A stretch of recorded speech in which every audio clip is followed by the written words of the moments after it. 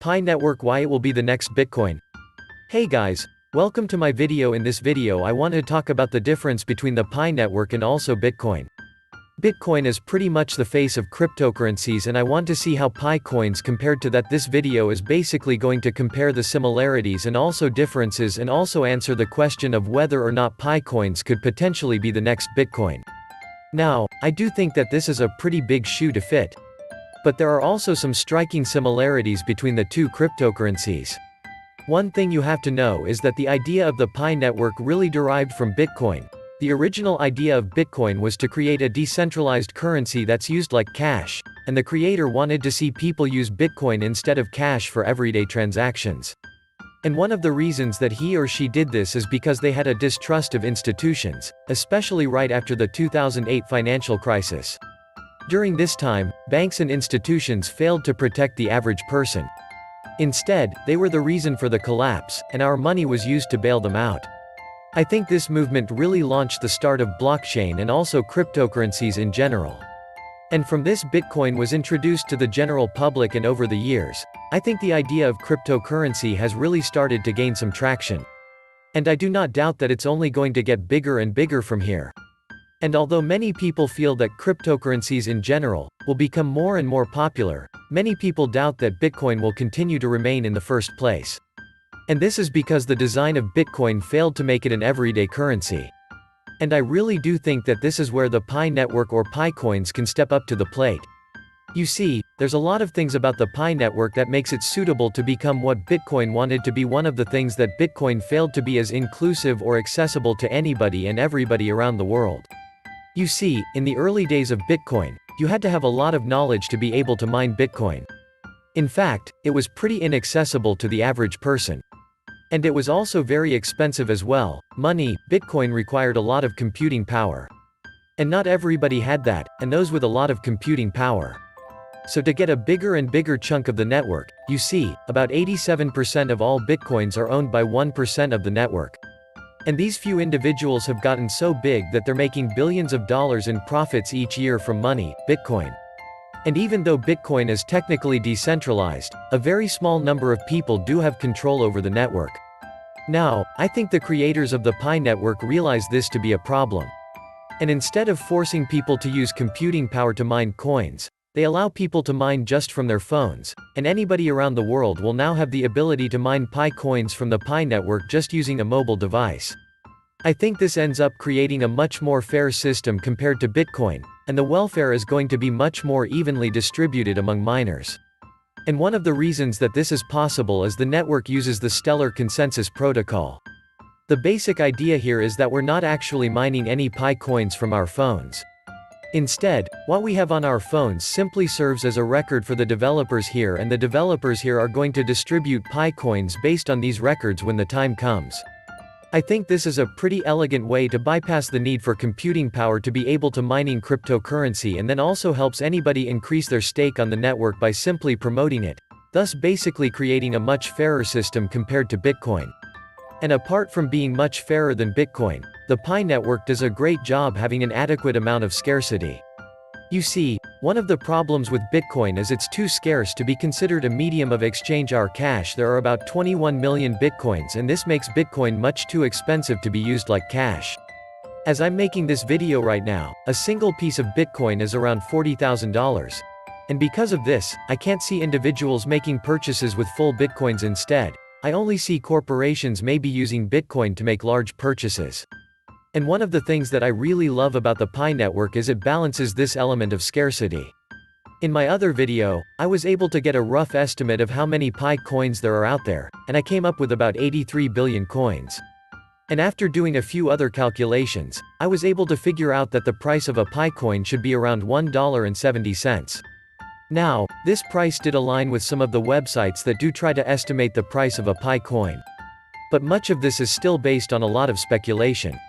What I can say for sure is that the price of a Pi coin would not be anywhere close to the price of a Bitcoin. Instead, I think the goal here is to try to make cryptocurrency usable in everyday transactions. And that might be anywhere from a couple of dollars and beyond. Therefore, if you really think about it, the Pi now regular Pi coins might actually be what Bitcoin wanted to be. Instead of being a medium of exchange, Bitcoin became a store of value. It became something that people collected, hoarded, and saved instead of spent, and that really defeated the original purpose of Bitcoin. Now I do want to say that the price of Pi coins might increase in the future, but it wouldn't increase in the same way that Bitcoin does. A piece of Bitcoin literally turned from a couple of cents to $50,000 in a couple of years.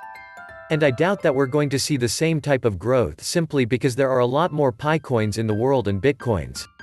Now, this isn't impossible, but I doubt that this is an intended purpose of the creators here. An example of why Pi coin can increase a lot in value is because of Stellar. Stellar is a type of cryptocurrency that has a supply of 22 billion. It doesn't actually have the same supply as a Pi network, but it's pretty close compared to other cryptocurrencies, and it's been increasing in price similar to Bitcoin over the years. What this really says to me is that even with a large supply of Pi coins, the price is still very movable, and it's likely to follow the price of Bitcoin for a while since Bitcoin is still number one. But I do think that over time, as possible coins continue to be used, they will be able to establish their own price. Like I mentioned about 1,000,000 times on this channel, price is determined by supply and demand. And as more and more people buy used or even read about the Pi network, the higher the price is going to be in the future. And this is because all these things create immediate demand or future demand for Pi coins.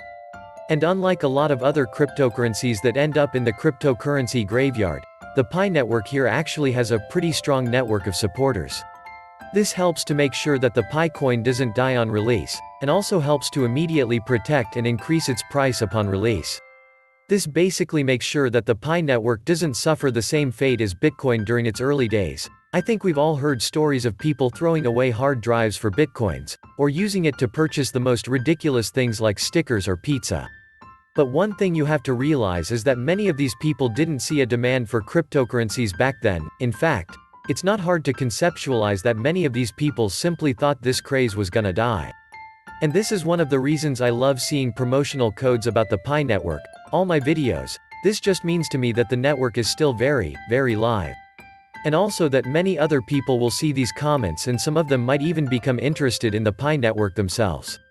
I really do think that the referral system here is probably one of the most intelligent things about this project. Because without it, this would just be another cryptocurrency out of thousands of other cryptocurrencies without any value. Instead, what we have here is that without the currency being officially launched, we already have people speculating about its value. And there also will be a lot of officials that also own official places where the Pi network or Pi coins will be officially used. Right now, the Pi network has about 14 million official users. And this is actually pretty far from the ultimate goal of 100 million users. But as it gets bigger and bigger, it's also a lot easier for the network to grow exponentially. I do think that we are going to get close to 100 million users by the end of this year. And this might not be close to the number of people who adored Bitcoin, but it's still pretty significant nevertheless. And the goal of the developers here is to release Pi coins as a decentralized cryptocurrency by the end of this year. This means that whatever concerns, questions, and doubts you have about the Pi network will be answered by the end of this year. What we can see so far is that Pi coins really address a lot of the issues with Bitcoin. Like I said, Bitcoin was created to become a medium of exchange. By the end of the being a store of value, it was way too scarce and inaccessible for the average person. And because of that, a few mining companies now own the majority of the Bitcoin supply. This includes companies in China, companies in Southeast Asia, and also companies in America. And they own so much Bitcoin, that they pretty much have control over the network itself. I think many of these things prevent Bitcoin from becoming decentralized cash, therefore, decentralized cash will have to come from somewhere else. And as of right now, the closest competitor that I can think of will be Pi coins. And this is because almost anyone around the world can have access to a cell phone, which will allow them to mine Pi coins. Mining is actually not very difficult. And scarcity is also built onto the network. Since the supply is fixed and the reward, it gets less and less over time. And not to mention the popularity of Pi coins, which is increasing day by day. Basically, the takeaway here is that the Pi coin might actually do what Bitcoin failed to do in the first place. And although it might not grow to the same price as Bitcoin simply because of the mechanics on the network, it will still offer a steady increase in price on an actual use case in the world. I hope you guys enjoy this video. Make sure to like and subscribe.